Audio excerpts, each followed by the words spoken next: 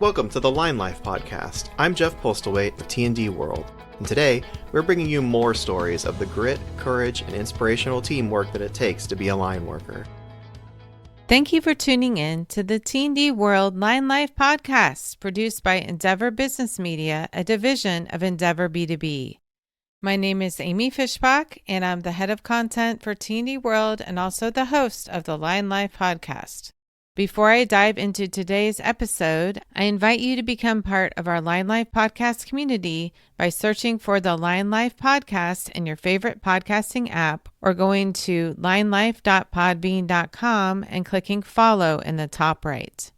We air interview-style episodes on the first and third Fridays of each month, and also audio stories in our In Case You Missed It series featuring articles that appeared in our print magazine on the second and fourth Fridays of each month. If you have a comment on this episode or a suggestion for a future guest, please reach out to me. You can email me at afishbach@endeavorb2b.com or reach out to me on LinkedIn or Instagram at Lineman World. I'd love to hear from you. Now let's move on to today's episode. Welcome back to the T&D World Line Life podcast. Before I feature our interview-style episode for this week, I wanted to wish all the fathers and grandfathers out there who are line workers a happy Father's Day this Sunday. I hope that you have a relaxing weekend and are able to spend some time with your loved ones. And if you're planning on heading to the lake this weekend for a fishing trip, make sure you tune into our latest musical playlist, Line Life Listens, which features a list of songs that are all about fishing and relaxing on the lake. My husband and I have 5 kids, and we always enjoy taking them out for a day of fishing. And I hope that you'll have that opportunity once you come up to Kansas City for the 2026 International Lineman's Rodeo Week, and come to Lee's Summit, where they have the James A. Reed Memorial Wildlife Area, which has dozens of lakes to explore, including one called Honker Pond, a stock pond that is just for families with kids 15 years and younger. So make sure that you check that out when you come to Kansas City for the International Lineman's Rodeo Week, and have a wonderful Father's Day this Sunday.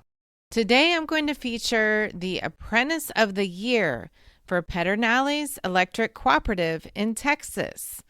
And this will be a 2-part series where you'll first hear about the apprentice, and in the second part, you'll hear from his trainer.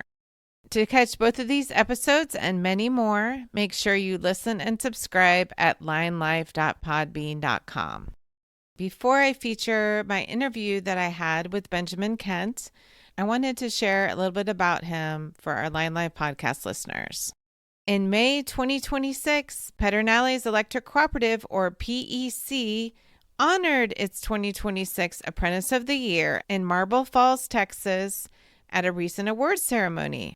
Benjamin Kent of PEC's Canyon Lake District received the cooperative's overall Apprentice of the Year award for his dedication and commitment to excellence on and off the job. Kent was selected for his willingness to learn and embrace all aspects of the job, and for consistently going above and beyond to help his colleagues, members, and community. He said that he takes tremendous pride in his work and wanted to thank his trainers, supervisors, and family who helped him get to the point where he is now. Kent's journey began 5 years ago when he moved from Southern California to Central Texas, drawn by PEC's reputation for strong training and a supportive culture. PEC's nationally recognized apprenticeship program teaches the highest standards of safety and best practices. The Safety and Technical Training Center, which you'll hear more about in part 2 of this series, opened in 2020 with the goal of building the next generation of line workers. In 2023, PEC launched its Apprentice of the Year Award to recognize employees for their dedication and care for its members and communities. Award candidates are nominated by their management team, and those with the highest scores move on to the final round, where the winner is selected by a panel of PEC leadership. To be eligible for the award, line workers must exceed expectations, attend at least one class at the Safety and Technical Training Center during the year, pass all assessments and exams, and have a clean safety record. Nominees must also give back to their community through volunteer work and receive positive recognition from PEC's members.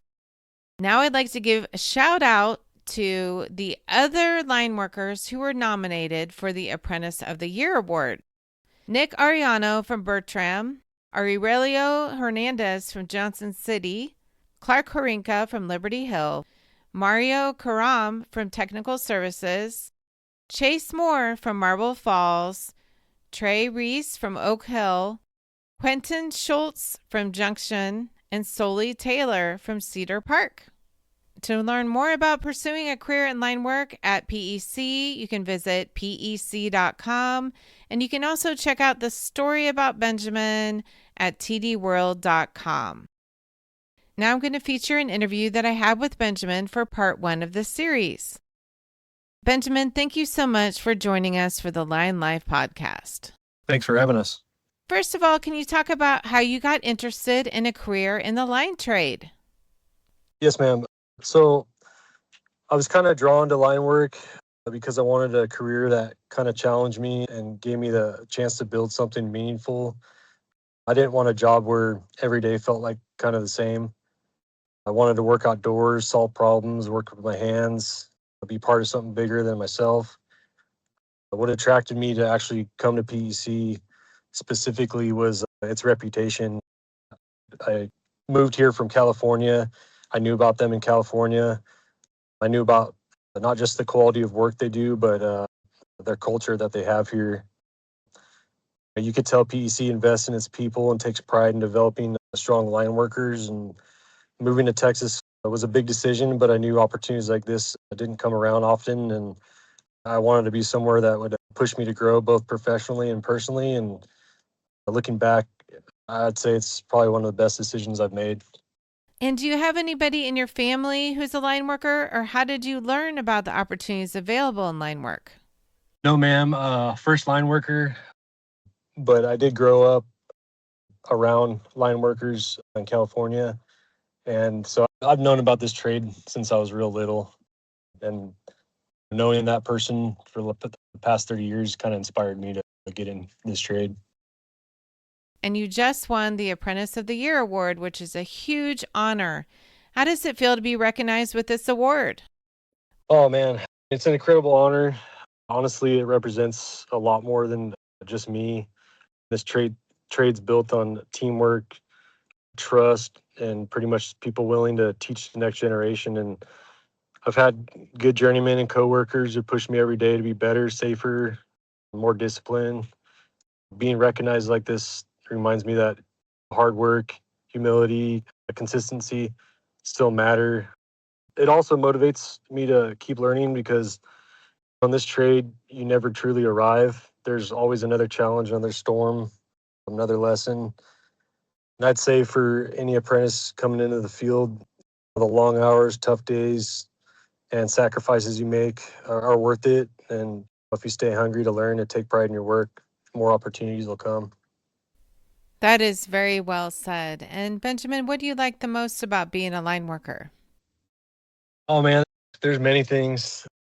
I'd say what I love most about the work is that it actually means something. At the end of the day, you can physically look back and see what you've actually accomplished, whether it's restoring power after a storm or building new line or helping the community grow. You know that your work here matters to people in their everyday life. There's a sense of purpose in this trade, and that's hard to find anywhere else. As far as other things, I love the brotherhood. This trade, line work, brings together people from all different backgrounds, but everyone depends on each other. You build trust because your safety kind of relies on everyone throughout the day. So that bond is kind of something special. And I guess the most challenging part is balancing the demands of the job. The hours can be long. Weather is so volatile and it can be brutal. And there's times when you're away from people and family you need the most. So being able to stay mentally and physically strong takes discipline, and those kind of things challenge you and shape you, and they teach you kind of to be resilient and how to be accountable for when you're under pressure. And Ben, have you worked on a storm yet? And if so, what was that like for you? Oh, yes, ma'am. I've worked in plenty of storms, the long hours and just everything that you do at night. It's challenging as far as I'd say when you consider this trade, you know what it kind of comes with, and you get thrown into the fire real quick. We had a storm just happen to blow through here last night, and I'm still out here working from last night. What kind of storm came through your service territory last night? Oh, it was a lightning storm. It knocked out some three-phase lines that we just got pulled back up. I'd say most of the storms around here are lightning. That's most common out here in hill country. Primarily what we deal with out here is lightning, and it pours out here sometimes, but I'd say lightning and thunderstorms are most common. Wonderful. And how did your company's apprenticeship program prepare you to work on storms and out in the field? Man, they've done a lot. PEC's apprenticeship program gave me a lot more than just technical skills. It taught me how to think like a line worker, safety, communication, attention to detail, situational awareness. They get emphasized every single day out here. I'd say the program pretty much prepares you to understand that this job isn't just about getting the lights back on and fast. It's about making sure everyone goes home safely afterward. They kind of pump that into us every day. One thing I learned early is that every experienced lineman has knowledge that you can learn from, and if you're willing to listen. I remember jobs where I thought speed was the most important thing, but a seasoned journeyman showed me that slowing down, double checking your work, thinking through the entire task is truly what makes a good line worker. And there are moments during storms and outages where I saw crews working through exhaustion just to restore power to families who've been out of electricity for days, and seeing that level of dedication showed me that responsibility that comes with the trade. It's not just a job, and people are counting on you out here. And you said that you went from the why you do stuff to the how you do stuff. Do you have an engineering background then? Yeah, I went to college. I graduated from San Diego State, a four-year university, got a bachelor's degree, majored in business and minored in engineering. I know those are kind of two different fields, but that's my background. But I don't know, I've always been an outdoor guy, and sitting behind a desk kind of turned me off a little bit. And that's why I decided to get out in the field and actually perform the work and see how it's done. Love that. And there's also a pride from being a line worker providing power to communities, families, and friends. Can you talk a little bit more about the camaraderie in the line trade? Yeah, there's a certain level of pride that comes with the trade. It's hard to explain unless you've kind of been through it. Most people don't really think about electricity until it's gone. It's a luxury that we have. Line workers out here see firsthand how important it is to everyday life. Hospitals, schools, businesses, homes, everything depends on reliable power. When storms hit and people are sitting in the dark, line workers are the first ones out there heading toward the problem while everyone else is kind of heading away from it. There's pride in knowing that your work helps families feel safe and helps communities get back on their feet. So I guess for me personally, it's all about representing this trade the right way. Generations before us built this industry with grit, sacrifice, a lot of professionalism. So I feel like it's our responsibility to carry out that standard going forward and set an example for apprentices coming up behind us. Absolutely. And then where are you in your apprenticeship program? When are you planning to top out? I'm topping out at the end of July. So I'm right there. I've already tested Yay. for journeyman, past that. So I'm waiting on my year to date, and I'm good to go. So, how do you feel about earning your journeyman card? That takes a lot of time and effort to get to that spot, I'm sure. Yeah, it's been a long journey that went by fast, and I know that's a catch-22 there, but man, I'm so excited.